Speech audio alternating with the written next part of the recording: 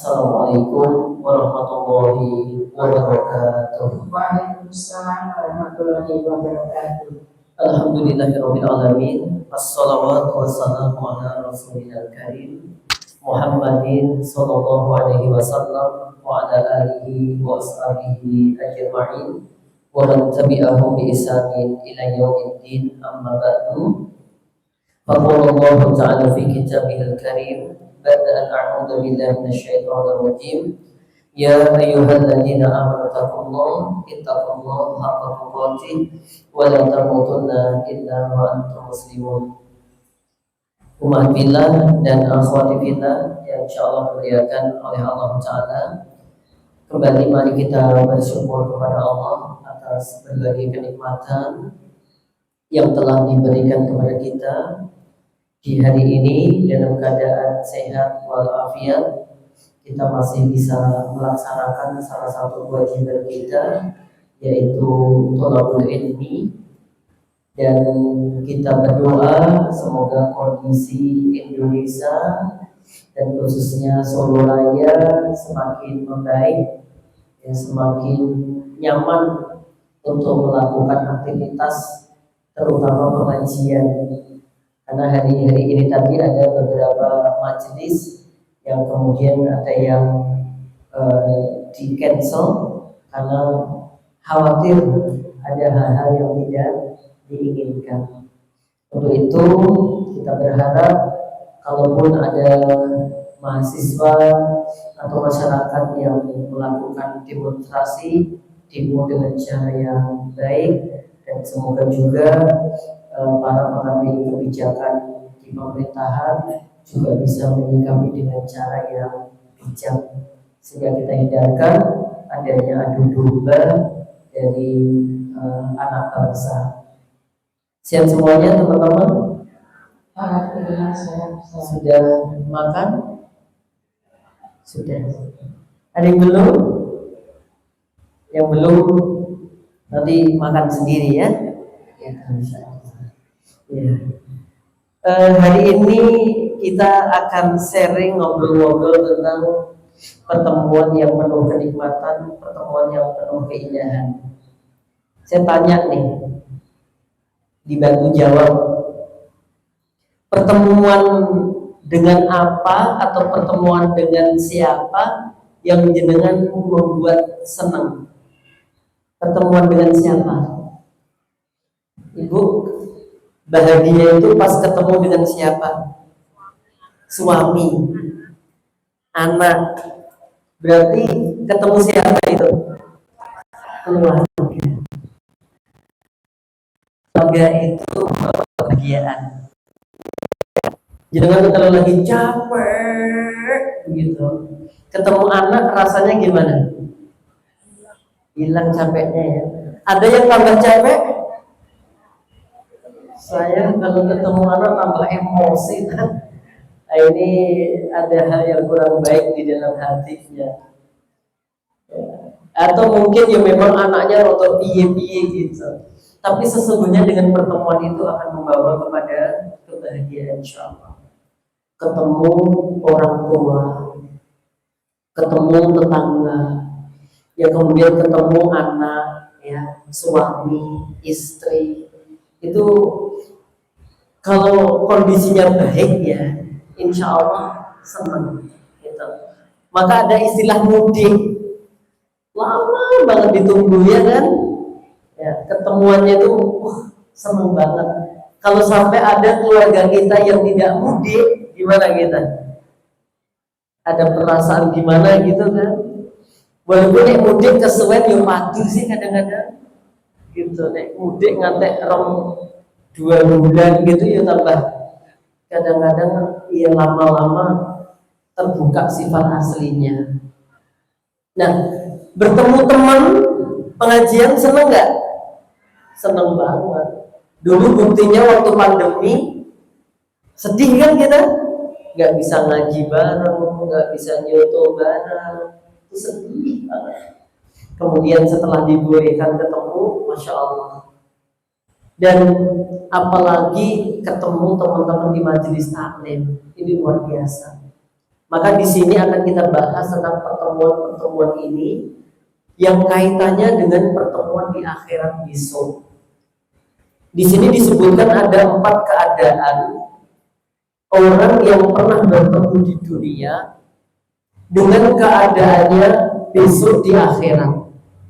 Apakah tetap bisa ketemu atau tidak ketemu, atau ketemu dalam keadaan baik, atau justru bertemu tapi dalam keadaan tidak baik.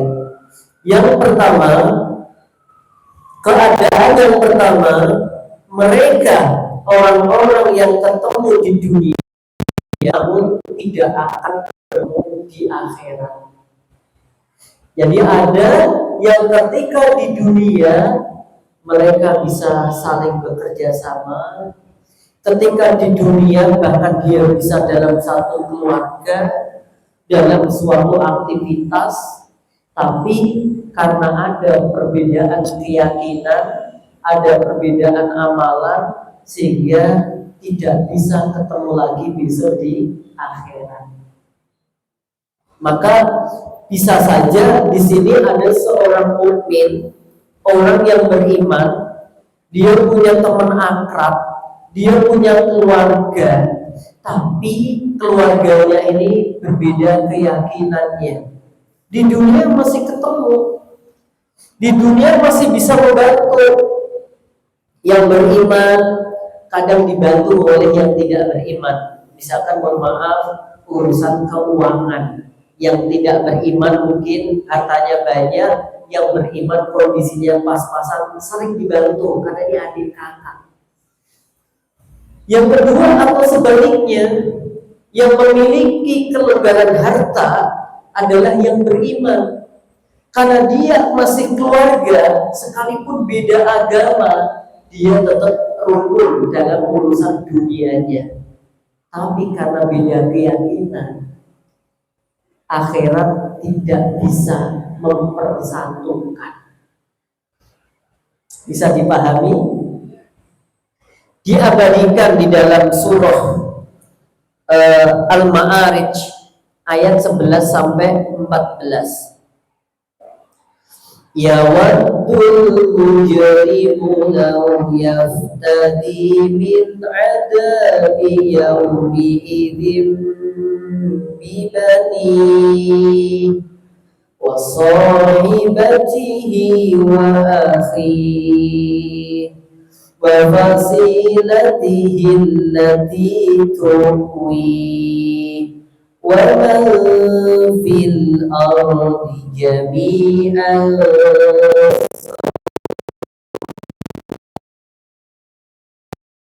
Apalagi ada juga mereka nanti yang mohon maaf karena sama-sama kafir, di akhirat pun juga tidak dipertemukan, mungkin banget juga. Kita lihat di sini.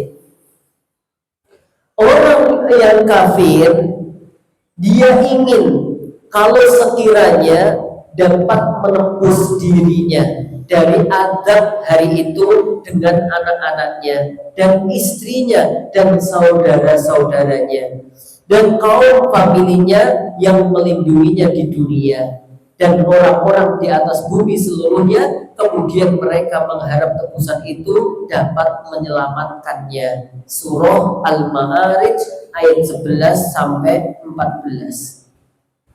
Hal ini disebabkan saking takutnya mereka.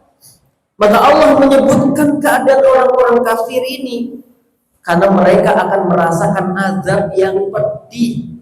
Maka sekiranya bisa menebus dirinya, dia pengen selamat dari siksa-siksa itu dan pengen berkumpul dengan orang-orang yang ada di jannahnya Allah Subhanahu wa ta'ala. Maka yang pertama di sini, ayo disyukuri teman-teman, kalau kita beriman, kita Islam, ini adalah karunia Allah yang sangat mahal. Ya, sangat mahal. Karena nggak bisa. Dulu kan pernah namanya Abu Lahab. Abu Lahab itu diabadikan di dalam surah apa? Al-Lahab. Apalkan ibu-ibu? Apalah hafidhah, masa nggak hafal? Nek surat Al-Lahab aku hafidhah. Di situ disebutkan apa? Ma'aguna anhu maluhu wa ma kasab. Ma'aguna, tidak berguna, tidak bermanfaat, anhu dari Abu Lahab. Apa yang tidak berguna? Maluhu, hartanya, wa ma kasab, dan apa yang diusahakannya. Yang diusahakan ini ada yang memaknai yaitu keluarganya, anak-anaknya. Kenapa? Karena Abu Lahab sempat sombong, bukan sempat, emang kerjanya sombong. Dia pernah mengatakan begini, kalau saja apa yang disampaikan oleh anak saudaraku, yang dimaksud anak saudaraku siapa? Nabi Muhammad SAW. Kalau benar yang disampaikan anak saudaraku yaitu Nabi Muhammad SAW, bahwa kalau saya tidak beriman kata Abu Lahab bakal masuk neraka, gitu, akan aku tebus diriku dengan anakku, dengan hartaku, sehingga aku bisa pindah dari neraka ke surganya Allah. Jadi dia menyombongkan hartanya di antaranya. Kalau memang aku harus di neraka, nanti aku akan ditebus dengan anakku, dengan hartaku. Allah jawab, ma'agna anhu maluhu wa ma kasab.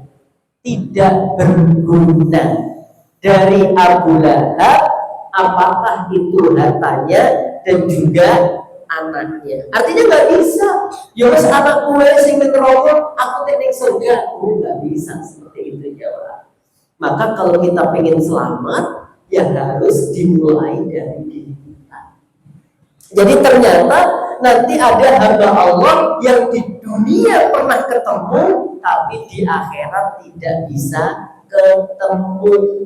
Di antaranya ada sebagian orang yang sebagian keluarganya masuk surga, ada juga yang sebagian keluarganya masuk neraka.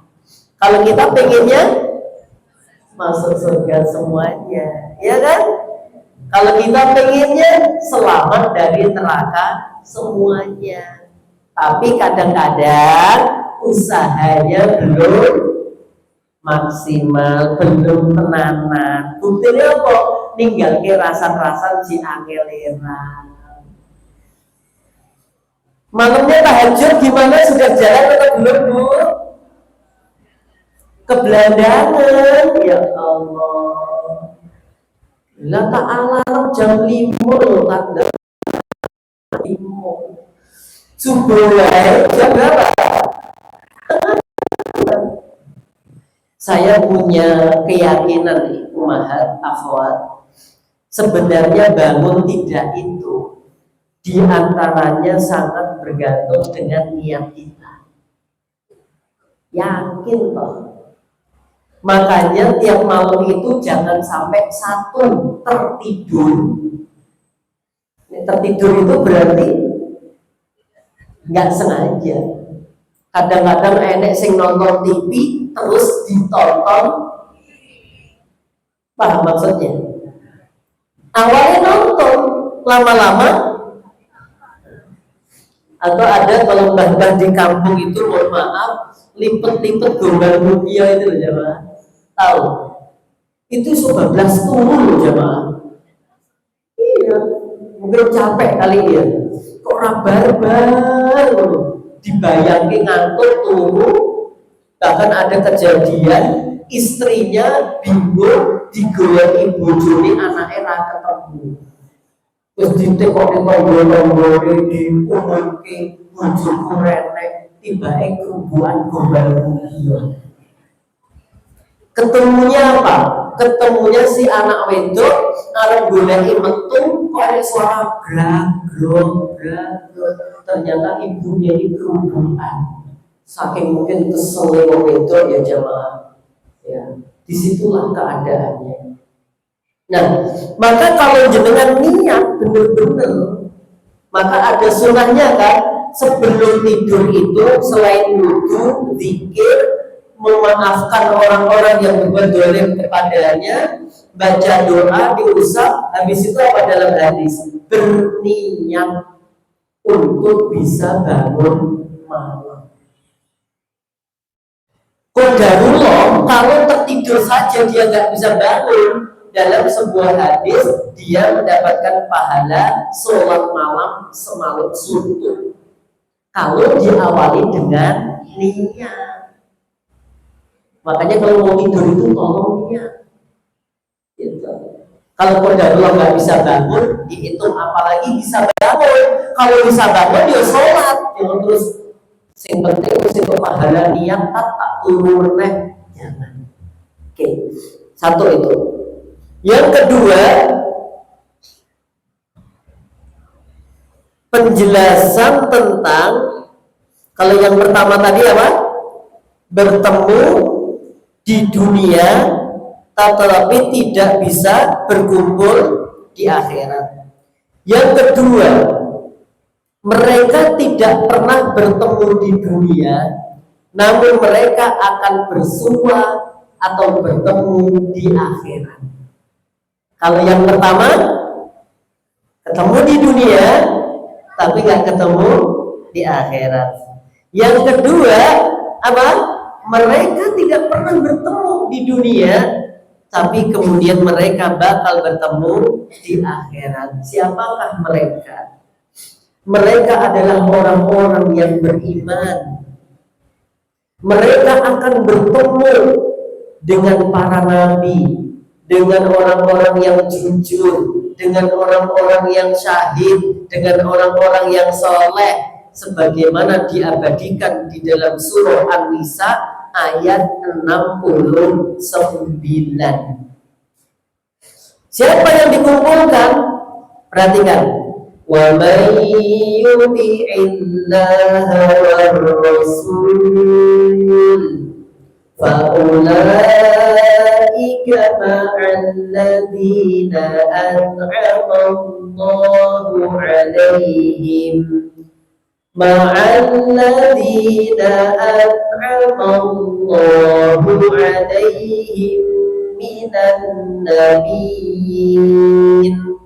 مِنَ النَّبِيِّينَ وَالصِّدِّيقِينَ وَالشُّهَدَاءِ وَالصَّالِحِينَ وَحَسُنَ أُولَئِكَ رَفِيقًا. Tapi di sini ada dua. Di poin dua ini janji Allah adalah wa may yuti'illaha war rasulah. Barang siapa yang mereka taat Allah dan taat kepada Rasulullah Shallallahu Alaihi Wasallam. Kok taat pada suami gak disebutkan? Itu pembahasan lain. Kalau taat Allah, taat Rasul itu mutlak. Kelihatan aneh pun harus ditaati.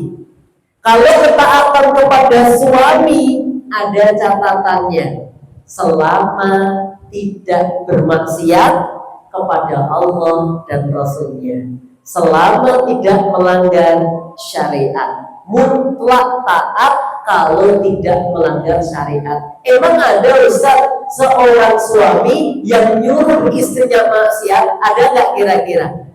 Ada. Tambah istrinya itu dijadikan korban. Maksudnya ya istrinya ini kejadian di Jakarta ketika mudik, orang-orang Jakarta kan banyak kejaran nih. Lah biasanya istrinya itu jadi pancingan, disuruh masuk ke rumahnya orang untuk ya kayak silaturahim, ulul gitu. Kalau nanti ternyata di situ dia ngobrol sama ibu-ibu, suaminya nggak ada, anaknya nggak ada, dia kontak suaminya. Aman mas. Akhirnya datang si suaminya ini, terus masuk ke rumahnya, dan si ibunya atau si yang punya rumah tadi disekap sama suaminya. Dan ini fakta kejadian, diliput di Metro TV apa saya lupa. Jadi ternyata ada seorang suami yang memerintahkan istrinya jahat. Sebaliknya, ada nggak istri yang memerintahkan suaminya jahat? Oh, tambah wakeh. Oh, banyak banget. Ya. Ternyata sebagian loh ya, nggak nyalakan wanita mutlak loh ya. Ada sebagian pejabat koruptor, korupsi itu ternyata diawali dari bisikan istri. Ya tentu bukan wanita-wanita soleha di tempat ini. Kalau wanita-wanita ini kan nggak doyan duit, no? Nggak kan? Ya, ini nggak doyan emas, nggak doyan no? Nggak doyan alias. Masa doyan sih? Gitu, disimpan ya, nek maunya sih mau gitu. Doyan ya bebek goreng, soto gitu. Ada banyak yang istri-istri itu yang ngopor-ngopori gitu, mas mau sok kain lho sing anak buah gue mau wis gonta ganti mosok gue iki terus. Sebenarnya ada peluang dek, kemarin ada orang mau daftar kuliah, dia nitipkan STNK kunci dan mobilnya, tapi aku nggak mau kan itu nanti masuk riswah, itu nanti masuk gratifikasi. Jawab istrinya apa? Oh beda kuwi mas, DKI rapopo. Jadi ustadku gak oleh lo menolak sodako. Jadi bisa saja, iya. Tapi itu kaitannya karena dia pejabat. Kalau dia menerima itu jadi riswah, bisa masuk sogok teman-teman. Gitu. Ya kalau istrinya gitu terus kan lama-lama suami kan juga. Oh iya, masa dikit gak oleh loh, nolak rezeki gak oleh loh, itu mau bantir loh mas. Ya udah senang gitu. Ya, tapi yang suami ini karena dia dekat dengan saya tak nasihati, alhamdulillah enggak, dia nggak mau. Coba mobil STNK kunci lengkap. Ini orang dokter, yang teman saya ini dokter. Jadi karena dia udah profesor, dokter, jadi kalau ada mahasiswa mau daftar itu biasanya yang datang bukan mahasiswanya, tapi siapa? Orang tuanya. Ya awalnya cuma ngobrolin, assalamualaikum pak, doakan semoga bapak sehat selalu gitu. Ada apa? Gak ada apa-apa pak, cuma silaturahim aja.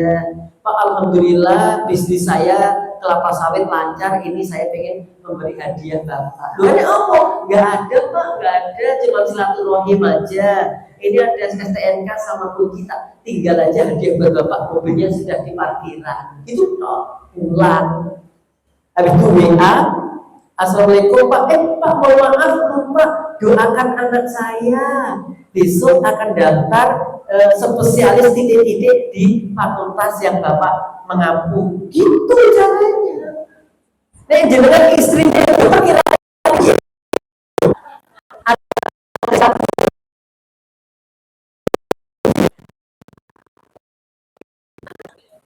tergantung keadaan ya. Kadang-kadang itu loh jawab. Maka saya katakan ada juga istri itu yang kadang-kadang ngajari nggak baik kepada siapa? Suaminya. Juga banyak seorang suami yang ngajari nggak baik kepada istrinya. Maka di sini harus ya syukur istri yang baik bisa mempengaruhi suaminya. Kalau enggak, setidaknya dia tidak terpengaruh oleh keburukan suaminya. Dan sebaliknya. Maka di sini disebutkan kalau hamba Allah itu taat kepada Allah, taat kepada Rasulullah Muhammad SAW, maka mereka orang-orang yang taat ini nanti dikatakan faulaika, mereka ma'alladzina an'amallahu alaihim. Allah akan kumpulkan orang-orang yang taat kepada Allah dan Rasulnya tadi dengan siapa? Orang-orang yang telah diberi nikmat oleh Allah. An'amallahu alaihim, siapa yang telah diberi nikmat oleh Allah? Ada 4 golongan. 1, minan nabiyyin wasiddiqin, orang-orang jujur, wasyuhada, orang-orang yang mati syahid, wassolihin, dan orang-orang soleh. Pernah kebayang nggak kita nanti akan bersama Rasulullah Muhammad SAW? Masya Allah. ketemu beliau. Selama ini kita baru salam di raudhah, di kuburannya Nabi, ya kan, baru assalamualaikum ya Rasulullah, baru itu aja kan. Pengen ketemu beliau nggak kira-kira? Mau sekarang atau terserah Allah yang ngatur? Terserah Allah aja ya. Jadi bisa, pertanyaannya bisa nggak? Bisa, jawabannya ini. An-Nisa ayat berapa tadi? 69. Harus apa? Taat kepada Allah dan taat kepada Rasulullah Sallallahu Alaihi Wasallam. Dengan itu Allah akan pertemukan kita. Faulaika, maka orang yang taat kepada Allah dan Rasulnya, ma'alladzina an'amallahu alaihim, kelak di akhirat akan dikumpulkan bersama mereka hamba-hamba yang diberi kenikmatan oleh Allah. Satu, dari golongan para nabi. Ya Allah, ketemu Nabi Yahya, ketemu Nabi Isa, ketemu Nabi Muhammad SAW. Wah, asiknya kayak apa? Jangankan ketemu Nabi, baru ketemu ya yang solehnya saja kita ini, masya Allah, udah senangnya luar biasa. Ya, ketemu syuhada, orang-orang yang mati syahid, ya maaf. Kita belum mati syahid atau bahkan mungkin secara derajat tidak mati syahid, tapi kalau taat kepada Allah, taat kepada Rasul, telah bersama mereka. Amin. Padahal ketika di dunia kita ketemu Nabi apa enggak? Enggak. Nabi terbanyak itu di mana? Kemarin diteliti di Indonesia ini ada sekitar 100-an nabi, tapi palsu kabeh. Ada dosen saya meneliti di Indonesia ini ada 100-an nabi, tapi palsu semua. Jadi mimpi yang positif ngaku sebagai nabi. Dan ini banyak terjadi. Apalagi diperparah film Walid. Tahu film Walid? Jenggotnya sak wabiah putih gitu. Nikah batin lah kok penak jemaah. Ya kok ketoknya nek jamaah sing rada bening-bening sithik dilirik dadi istrine. Ya bening-bening sithik dilirik dadi nikah batin. Ya Allah. Banyak kejadian-kejadian seperti itu. Ya, jamaah insyaallah dimuliakan oleh Allah Subhanahu wa taala. Jadi di sini tadi disebutkan mereka yang taat kepada Allah dan Rasul dalam surat An-Nisa akan dikumpulkan, padahal di dunia kita nggak pernah ketemu. Maka ada seorang badui, ya, seorang badui ini tiba-tiba menemui Nabi Muhammad SAW. Ya Rasulullah, mata saat, kapan terjadinya hari kiamat? Nabi kaget, kok kiamat gitu loh jamaah. Kamu tanya nih tentang kiamat, emang kamu sudah mempersiapkan apa? Ya nggak banyak.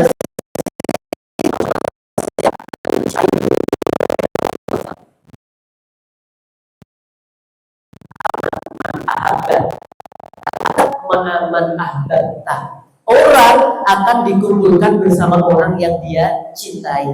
Kamu mencintai siapa? Akan dikumpulkan dengan orang yang kamu cintai. Tapi pertanyaannya, cinta butuh bukti atau tidak? Butuh. Cinta tok kan belas aku radikal opo. Ya. Makanya namanya cinta itu butuh bukti, dan bukti itu harus dihadirkan walaupun dengan penuh pengorbanan. Jangan cinta nggak sama suaminya. Ada buktinya? Apa buktinya? Buktinya apa cinta suami? Mijeti. Oh punya anak. Oh iya ya. Iya. Masya Allah. Sering bikinkan minuman ke suami apa pegawai dewi? Gawe dewi baikan mau cik sehat. Ini bukan masalah sehat nggak sehat. Saya ini tadi baru ngisi pengajian di Masjid Madaniyah Karanganyar, Limatul Qus. Dan saya bilang jamaah, ternyata Banyak orang-orang itu yang romantis itu usianya 70 tahun ke atas. Saya menyaksikan ini pas kondangan itu loh. Nek sing usianya 40, 30 itu suaminya sudah duduk, istrinya di parkiran. Dan itu gitu, iki lo jeng bener nek jare iki lo. Lah nek dia wis lumbur sing jamaah. Jadi bojone jeng ning parkiran, sing lanang wis. Tapi yang tak lihat yang 78 tahun, 80 tahun itu ya Allah. Gandengan terus. Oh. Nek gak gandengan tiba. Ya mungkin sih, tapi aku melihat ya Allah gitu. Luar biasa. Harus ada bukti. Cinta kepada Rasulullah SAW harus ada bukti. Harus bersolawat kepadanya, mengikuti sunnah-sunnahnya, masya Allah. Nah, jemaah, di sini kita akan dikumpulkan bersama orang-orang yang kita mencintainya. Pernah Nabi Muhammad SAW menjelaskan ya, tentang perkara ini, ya, yang intinya adalah kamu mencintai siapa, maka kamu akan dikumpulkan dengan orang yang kamu cintai. Karena biasanya orang itu mencintai siapa, biasanya kalau ini cinta yang beneran loh ya, apa yang dilakukan orang yang dicintai pengennya diikuti terus, ya enggak? Bahkan yang dimiliki orang yang dicintai itu apa, biasanya dia pengen memiliki juga. Bahkan ketika si orang yang dicintai menghadiahkan sesuatu, dia pengen menjaganya, ya enggak? Contoh, ya, walaupun ini cinta rotor-rotor rusak sidik. Zaman dulu kita pernah jatuh cinta. Ya, bosonan ini apa? Ceblok demen. Ya, jatuh cinta. Itu biasanya kan SD uncal-uncalan topi loh. Ya, topi itu digowo. Topi ini siapa nih? Wah, topi ini Dewi itu sempurna banget. Dibawa kemana-mana topinya Dewi itu. Karena dia suka sama saya. Dibawa topinya itu. Ya, atau hadiahnya atau pulpennya itu dibawa karena benar-benar dia cinta. Bahkan topinya si Dewi itu kalau sedikit jatuh aja, wah, langsung segera dibersihkan. Dicilek kocok dikene nggak kira-kira? Jangan. Bukan masalah harganya, tapi dari siapanya. Jamaah, Nabi pun SAW juga telah memberikan hadiah kepada kita. Topinya Dewi adalah sunnahnya Nabi Muhammad SAW. Kalau kita cinta sama beliau, ya sunnah-sunnah itu juga harus kita kerjakan dengan baik. Jadi bayangin gitu, bener total. Nanti kita bisa ketemu Nabi, insya Allah. Ayatnya jelas. Bener toh Nabi, Ustaz, kita nanti bisa ketemu di kotor, insya Allah. Dengan janjinya apa ini loh, taat pada Allah, taat pada Rasul, kita bakal bisa ketemu orang-orang yang baik. Gitu. Maka nanti ada hadis tadi, al-mar'u ma'a man ahabba. Seseorang itu akan dikumpulkan dengan yang dicintai. Maka di sini jangan sampai keliru dalam memberikan cinta. Ada yang cinta si manis jembatan Ancol. Kalau cintanya keliru, saya lihat nih, lagi hiruk pikuk euforia tentang sepak bola. Kalau pemain-pemainnya itu disemir kuning, biasanya yang ngefan ikut disemir nggak? Ikut. Kalau yang di fan ini itu kemudian apa rambutnya ada jalur tol turbo, jalur tol turbo itu di gitu loh. Kira-kira yang ngefan dikasih jalur itu enggak? Kasih. Ya. Sekarang ini model welek banget jamaah. Mau lanang-lanang nganggo katok di pleotroki. Gila ini wong murid. Ngomong sih gitu jamaah. Sekarang banyak budaya-budaya kayak gitu. Orang tuh biasanya kalau cinta mengikuti, mencintai siapa yang mengikuti siapa yang dicintai. Biasanya begitu. Maka cinta kita yang sesungguhnya yang membawa kebaikan adalah ketika kita mencintai Rasulullah Muhammad SAW. Allah berkalam, "Qul wahai Muhammad, katakanlah, in kuntum tuhibbunallah fattabi'uni yuhibbukumullah." Jika kalian mencintai Allah, fattabi'uni, kata Rasulullah SAW, ikuti aku. Niscaya Allah juga akan mencintai kalian.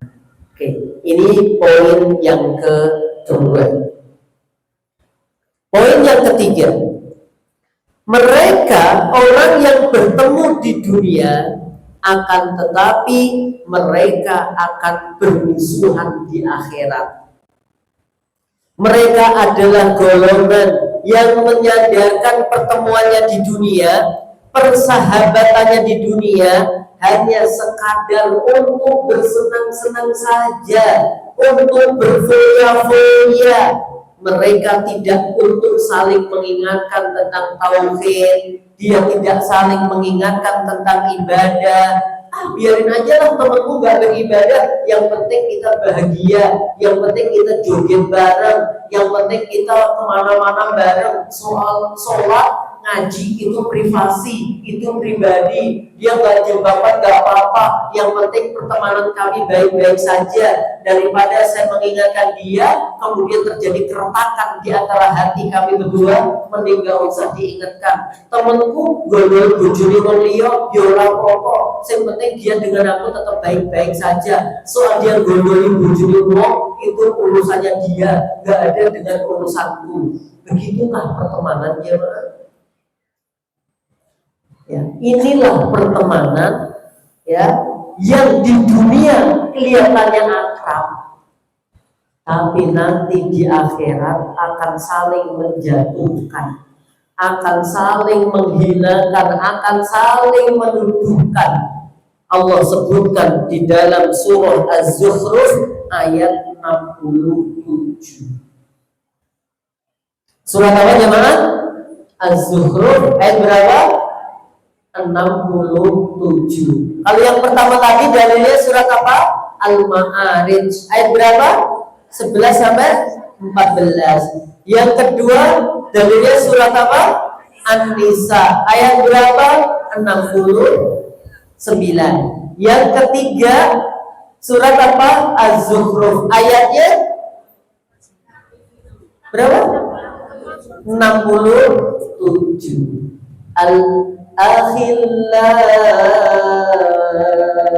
yawma'idin ba'duhum li ba'din adu illal muttaqin. Al-akhillah, pertemanan yang dekat dari sebagian akan menjadi musuh untuk sebagian yang lain, kecuali persahabatan, keakraban yang dibangun di atas ketakwaan. Jadi di sini ada, di dunia itu mereka akrab banget, tapi benar-benar tidak mengaitkan persahabatannya itu dengan akhirat, atau mereka tidak mau membahas urusan-urusan ketakwaan kepada Allah. Cuek. Misalkan ada bisnis nih, bisnis baru, yuk ayo gitu. Dia nggak peduli temannya itu modalnya dari mana, nyuri dari mana, curangnya kayak apa. Dia nggak mau tahu. Yang penting untuk saya jatah buku dapatkan. Teman-teman, teman yang sejati nggak begitu. Kalau ada temannya berbuat jelek, dia akan apa? Mengingatkan. Pertanyaan saya, Jenengan kalau ada temennya lagi gak baik, jenengan biarin atau jenengan ingatkan? Mengingatkannya cukup sekali atau berkali-kali? Kadang-kadang wes tak ingatkan biar karepe rokok ya. Tak tanya ibu udah mengingatkan berapa kali? Bentar. Satu, satu. Jadi memang butuh sesering kali untuk mengingatkan teman kita. Apalagi teman kita itu juga keluarga kita. Pertanyaan kedua, jenengan kalau dinasehati teman nerima apa emosi? Tenane. Kadang-kadang juga emosi.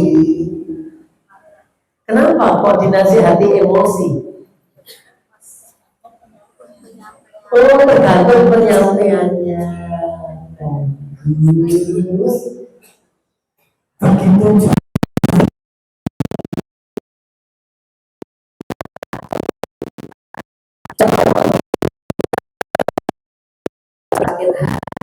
Kita harus mengoreksi bagaimana cara menasehati teman. Satu, jangan di tempat umum.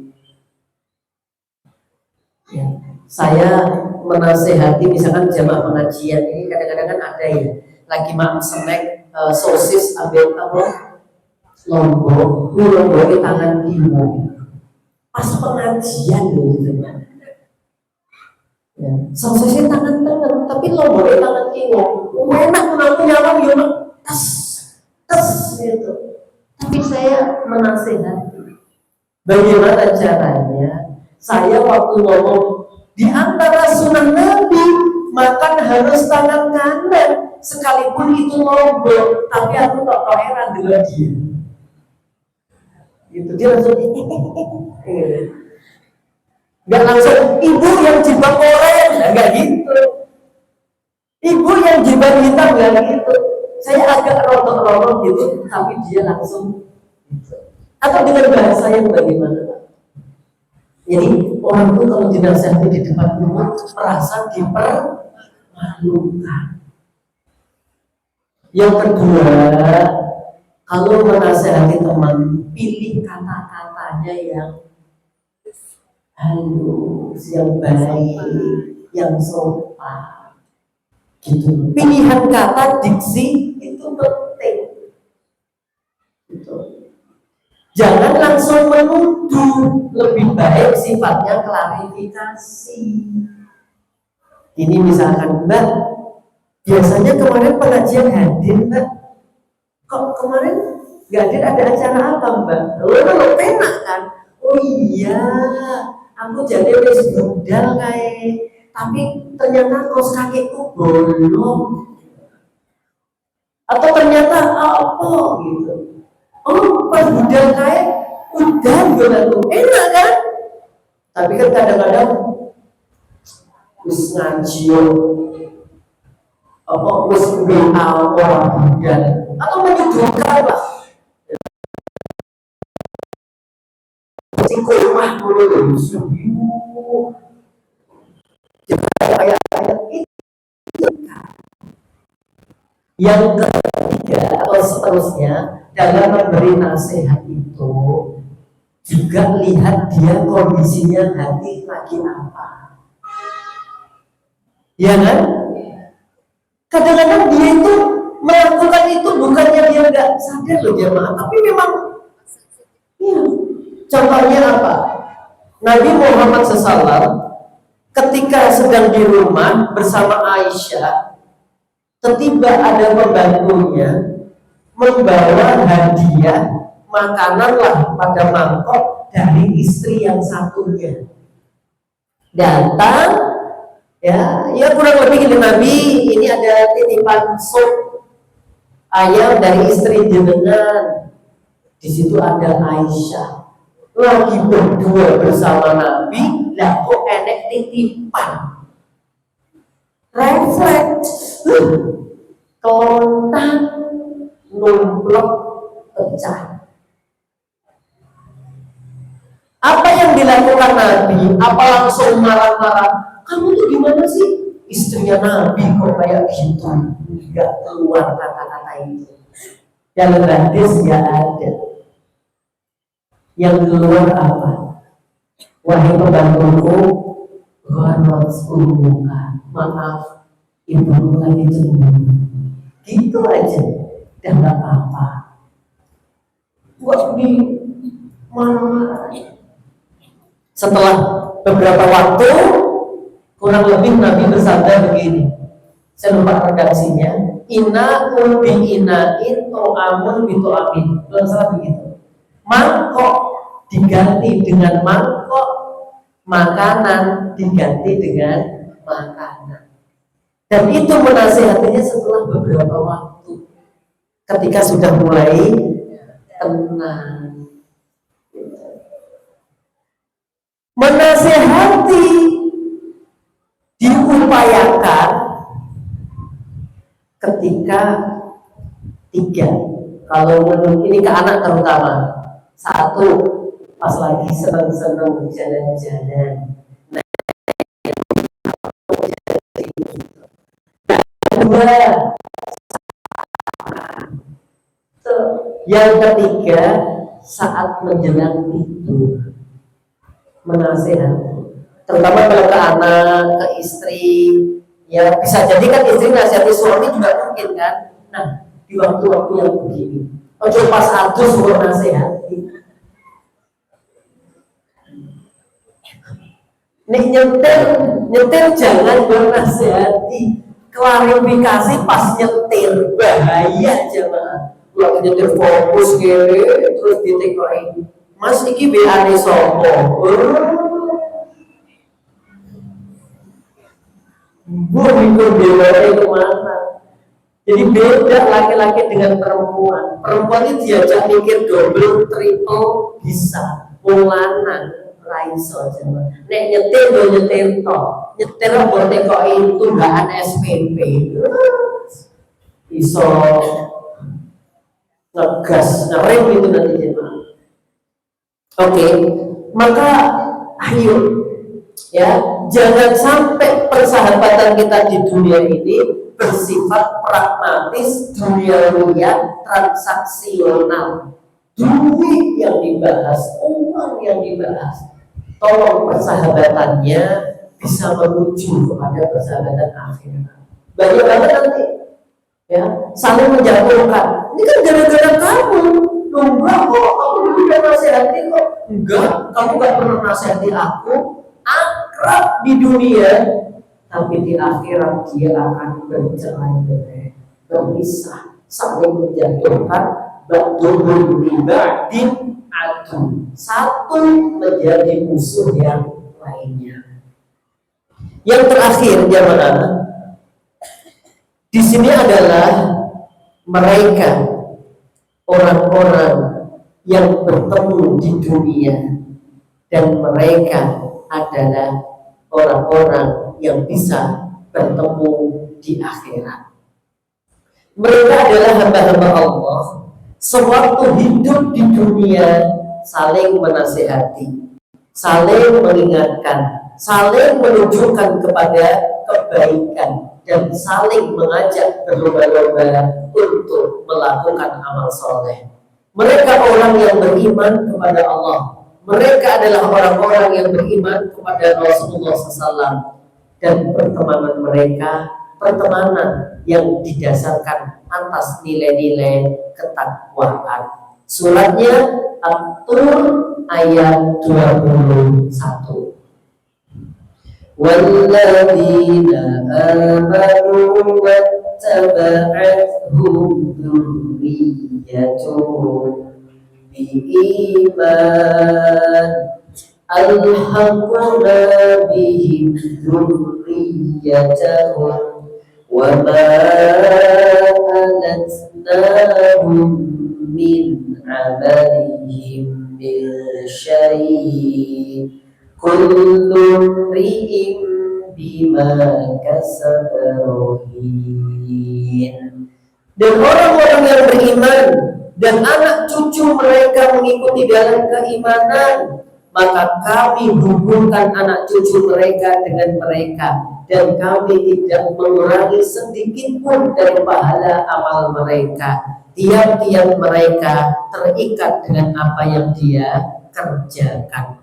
Di dalam hadis riwayat Imam Bukhari Muslim dikatakan warajulani, dan dua orang tahabba fillah, yang saling mencintai karena Allah, ijtama'a alaihi, bertemu karena Allah, wa tafarraqa alaihi, dan berpisah pun mereka juga karena Allah. Jadi yang ayat surah At-Tur ayat 21 ini lebih dalil untuk keluarga. Kalau keluarganya itu baik, saling mengingatkan, insya Allah anak cucu akan dipertemukan besok di surganya Allah. Kalau bukan keluarga, pakai dalil hadisnya, yaitu mereka orang yang bertemu karena Allah. Mereka orang yang saling mencintai karena Allah, bertemu karena Allah, dan berpisah pun juga karena Allah. Maka ini pertemuan yang masya Allah, jemaah, panjang banget ya. Nanti ketemu putu nih, ketemu anak nih, ketemu mbahnya, masya Allah, ketemu temannya. Ya, jadi nanti ada yang kangen loh, konco pusing pengajian ngantuan kayak nih gitu, ya Allah, masya Allah. Yang aku selalu boncengan dengan dia mana ya Allah. Ada yang menafsirkan di ayat tadi itu, jadi orang yang sudah berada di surga level atas itu bisa menarik dari teman-temannya yang masih berada di level bawah. Bahkan nanti ada seorang ulama mengatakan, setelah aku tahu pentingnya persahabatan, aku segera mencari teman-teman yang baik supaya aku kelak dapat syafaat darinya jika amal-amalku kurang untuk memasuki surganya. Ya, jadi ternyata teman-teman yang baik itu nanti bisa saling memberi syafaat. Jamaah yang insya Allah dimuliakan oleh Allah. Pengen nggak? Pengen yang mana kira-kira ini? Nomor 1, 2, 3 atau 4? 2 dan 4 lah ya. Ya, paling nggak 2 dan 4. Yang 2 dan 4 tadi apa? Nggak pernah ketemu di dunia, tapi ketemu di surganya Allah. Dan yang keempat adalah bertemu di dunia dan berkumpul lagi di akhirat. Kemarin saya kabarkan ke jamaah ada berita gembira bahwa di surga ada pasar. Dang seneng dan pasarnya dibuka tiap hari Jumat. Tapi nggak disebutkan paling kliwon enggak. Pertanyaannya terus ning surga mau kotak apa dol jual beli? Enggak. Ternyata pasar-pasar di surga hanya digunakan untuk reuni, pengen ketemu. Dan kalau di surga itu kita masuk pasar, wajahnya jadi glowing, wajahnya jadi wangi, bajunya wangi, wajahnya glowing. Itu tentunya kan? Itu banget. Maka masya Allah. Terakhir, hadis Nabi. Ahabba liqa Allah, ahabballahu liqa'ah. Wa man kariha liqa Allah, karihallahu liqa'ah. Barang siapa yang senang bertemu dengan Allah, maka Allah akan senang bertemu dengannya. Dan barang siapa yang benci dengan pertemuan Allah dengan Allah, maka Allah juga akan membencinya. Setelah mendengar sabda itu, Aisyah bertanya, "Ya Rasulullah, tapi kami kan para istri ini kan jujur aja lumayan benci dengan kematian, maksudnya takut dengan kematian. Apa kemudian kami nanti tidak dicintai oleh Allah?" Bukan itu, wahai Aisyah. Yang dimaksud adalah ketika orang mukmin mau dicabut nyawanya oleh malaikat, maka seorang mukmin itu pasti akan diberikan gambaran-gambaran kenikmatan surga. Maka semua orang beriman pasti akan senang dengan kematiannya. Dan sebaliknya, orang-orang kafir ketika mau dicabut nyawanya diberikan kabar ngeri terkait dengan neraka. Akhirnya dia benci dengan kematian, gak mau ketemu Allah. Maka siapa yang suka ketemu Allah, Allah suka ketemu dengan dia. Allah suka ketemu dengan orang-orang yang beriman. Untuk itu jamaah yang berbahagia, semoga pertemuan kita ini juga akan menjadi modal pertemuan kita di surganya Allah Subhanahu wa ta'ala, bersama keluarga besar kita, bersama kedua orang tua kita, dan anak cucu keturunan kita. Allahumma amin. Diingat wajah-wajah temannya, diapalkan nama-nama temannya, supaya nanti bisa dipanggil Lek Marni, Lek sama Lek Turkisah, masa Turkisah, Lek Elizabeth Painem. Ayo, ini ya di namanya, ya nama-nama teman diingat-ingat gitu wajahnya, untuk saling tarik menarik kelak di surganya Allah. Saya rasa demikian. Saya kembalikan ke pembawa acara. Jazakumullah khairan. Masya Allah, semoga jasa manusia besar atas waktu kita di dunia yang sangat bermanfaat untuk kita semua. Dan sebelum kita akhiri, kita buka sesi tanya jawab jasa untuk satu atau dua orang. Baik, Ibu, monggo kalau ada yang mau bertanya, sebuah nama yang tadi sudah Ustaz sampaikan. Ada?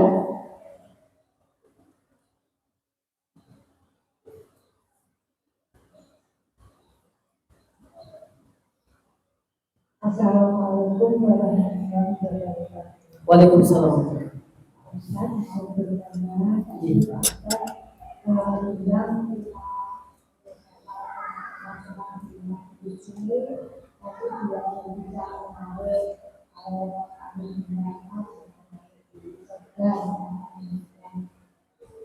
tidak benar tapi ya sering ngomong tapi nanti kenalan bisa dari terus yang kedua saya bisa bertemu dengan orang tua atau semua keluarga besar ayah terus misalkan saya punya anak juga, kemudian anak saya kan juga punya punya lain-lain, apakah nanti bisa berkumpul jadi satu menjadi keluarga besar? Terima kasih. Assalamualaikum warahmatullahi wabarakatuh. Waalaikumsalam warahmatullahi wabarakatuh. Lupa namanya nggak apa-apa, yang penting ingat orangnya. Mau kadang-kadang wis ngomong, jenengmu sama tuh kan? Ya Allah, lali aku yakin, tapi akrab ketemu. Kemarin saya juga gitu ya, pulang dari safar di pesawat tuh ketemu bapak-bapak. Ya Ustaz, oh iya, sampai ya. Jadi mikir gitu Jawa. Jadi nggak apa-apa Ibu, karena itu adalah manusiawi banget. Ya, misalkan kayak ya semoga Allah segera dia. Itu semua jangan ya Allah, semoga ya Allah ya bebaskan dari neraka, kumpulkan untuk bisa kajian lagi ya Allah. Kita nanti kajian lagi di Masjid Ibadul Rahman yang ada di surga misalkan, Masya Allah. Inilah pentingnya berkumpul dengan orang-orang yang baik. Ya kan nggak mungkin akan nyebutkan satu-satu Siti, Dewi, Erna, Sulis, Devi, nggak mungkin kan? Tapi jamaahnya gitu. Sama Ibu. Jadi tidak wajib harus hafal sih. Tapi kalau memang bisa hafal, biasanya orang itu kalau cinta biasanya ngapalkan nama. Biasanya, ya biasanya hafal namanya. Tapi karena banyak yang dihafal, banyak yang dicintai, nah sehingga sulit untuk dihafal, nggak apa-apa yang penting diingat. Yang kedua syaratnya Jika memang semuanya orang beriman, insya Allah dimudahkan. Oh, aku duit anak papat wis nikah kabeh, wis sobat sak Allah sak besan sak anu kabeh. Ya, dengan izin Allah mudah urusan itu jamaah, mudah. Pertemuan-pertemuan itu mudah. Tapi jangan lupa tiketnya dulu untuk masuk surga. Nanti ada yang kangen, ya Allah aku kangen bertani. Allah ciptakan hal-hal yang berkaitan dengan pertanian. Ada. Makanya jangan egois. Yang penting aku iso sholat, anak-anak ra sholat terserah urusannya dewe-dewe. Ya wis podo gede, ya wis podo nikah. Nabi Ibrahim, walaupun Nabi Ismail sudah menikah, tetap campur tangan dalam kebaikan. Sampai Nabi Ibrahim memerintahkan anaknya cerai karena memang si mantune itu rapate. Jenengan loh sing terus gitu. Satu lagi, anak istriku di luar ini. Ya. Assalamualaikum Ustaz. Waalaikumsalam. Mohon nasihatnya tentang satu hal Ustaz. Saya punya seorang teman yang dulu waktu SMP itu akrab dengan saya. Sudah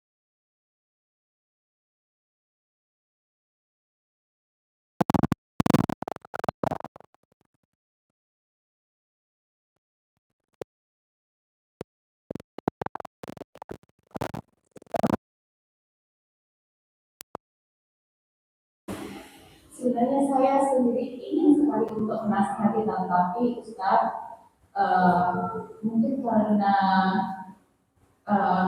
banyak dan enaknya atau kelebihannya ya untuk menjelaskannya. Saya atau mungkin saya ingat satu ini mungkin langsung kemudian tetapi saya sangat dulunya sangat sayang kepada teman saya itu karena kami memang benar-benar amat bagaimana cara untuk menasihatinya, sedangkan dia sekarang ini pada posisi seorang nasionalis. Dia juga sangat aktif dalam kegiatan agama dan kegiatan kemanusiaan dari gerejanya sendiri. Dalam hukum dia sangat aktif untuk menyuarakan tentang kemanusiaan, tentang sosial, dan sangat banyak teman-teman juga segar karena karena dia itu benar-benar seorang yang mau langsung turun tangan sendiri untuk kegiatan-kegiatan tersebut. Iya, bisa ditangkap Ibu. Iya, terima kasih. Ya. Masya Allah. Assalamualaikum. Ibu ini bagus banget memiliki kepedulian terhadap temannya. Apalagi dulu teman akrabnya, ya kan? Teman baiknya. Setelah sekian berpisah, ya sekian waktu berpisah ternyata udah beda keyakinan. Yang perlu kita sampaikan yang pertama bahwa kul innal huda hudallah. Katakanlah bahwa sesungguhnya petunjuk itu hanya miliknya Allah. Ini menjadi keyakinan kita. Siapapun akan bisa dicabut hidayahnya dari Allah Ta'ala. Maka kita harus syukuri itu kita ini. Yang kedua, kita juga punya pemahaman la ikraha fiddin, tidak ada pemaksaan untuk berganti agama. Apalagi di negara kita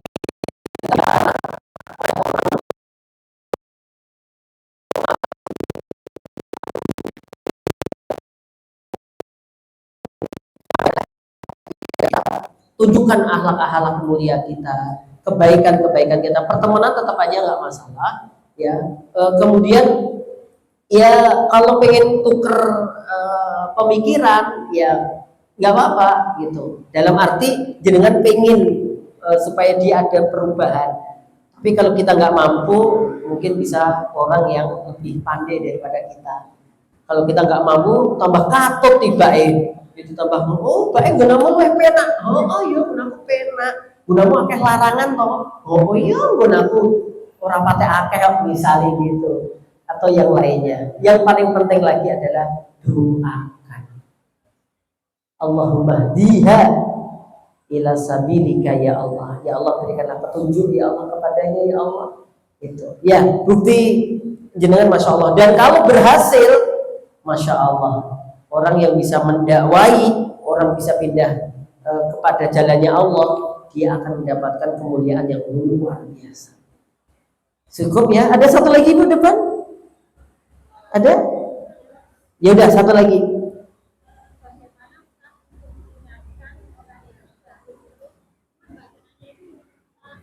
Mengingatkan siapa?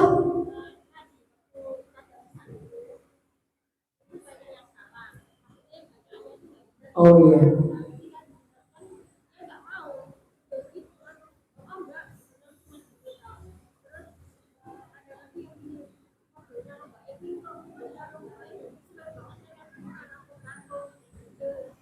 Oke. Jadi ini kayak tadarus gitu ya, misalkan tadarus, ada ibu-ibu dibetulke tambah iso iki yo ngene, nek gelem ngene ora gelem yo wis. Ada sih yang modelnya kayak begitu ada. Dan bagaimana cara menasehatinya? Satu, kita harus senang dia sudah mau berkelompok dengan kita. Bisa saja yang nasehati jangan kita. Mungkin dia untuk sentimen yang awake dhewe. Dulu rebutan sopo ngono sehingga dendam itu sampai hari ini. Kita nyari orang yang disegani dia kira-kira sama. Dan menasehati memang kayak kita ini kemarin ada ustadz masih muda, udah ada sana. Dan nyimak bacaannya ustadz-ustadz yang sudah tua banyak salahnya. Satu setoran. Oh itu sekali disalahkan ya langsung gitu. Jadi caranya bense gitu toh. Setelah selesai baru dikasih, Bu mohon maaf ini yang kurang tepat di sini loh gitu. Jadi mau dilanjutkan sih sama dia. Set. Tapi kalau memang kayak sa ya dibaca sya, wah itu kan memang harus segera gitu kan. Tapi nanti di akhir yang paling banyak tadi bacaannya ini nih. Jadi tidak setiap salah ulangin salah ulangin itu jadi dia biasanya apalagi usianya lebih sepuh daripada kita itu nggak gampang itu. Yo, lo kan dosa tapi mau salah. Iya, dosa itu maksudnya kalau sengaja kemudian memang nggak mau belajar, ya dia datang kan harusnya berarti mau belajar, berarti nanti dibenarkan tapi pelan-pelan. Nah, tentu dia yang pengen targetnya selesai apa, ya mungkin dia harus memang bikin halakoh yang lain. Kalau ngikuti ini dia bakal nggak sabar masalahnya. Dia mending punya halakoh yang lain. Tapi tolong dihargai.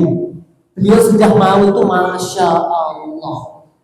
Jangan sampai ya gara-gara kita sentil gitu, ibu ini mau coba keliru ayat neraka loh Bu. Ini tambah rapi dan meneh nanti.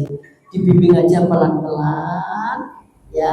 Bukan menyalahkan, membetulkannya dengan cara yang aneh. Insya Allah. Gitu. Saya rasa itu hari ini emang menasihati nggak gampang ya, nggak gampang. Proses.